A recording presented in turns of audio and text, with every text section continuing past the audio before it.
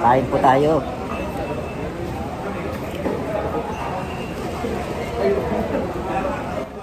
So masarap yung suka, yung juice, itlog na maalat, yung talong.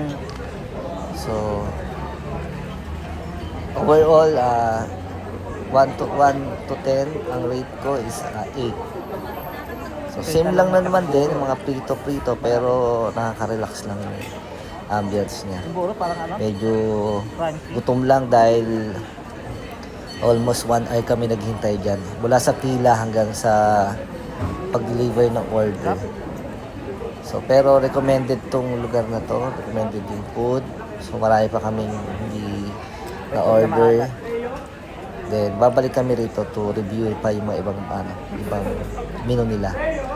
Order namin chicken and yan po. Okay. Kain tayo.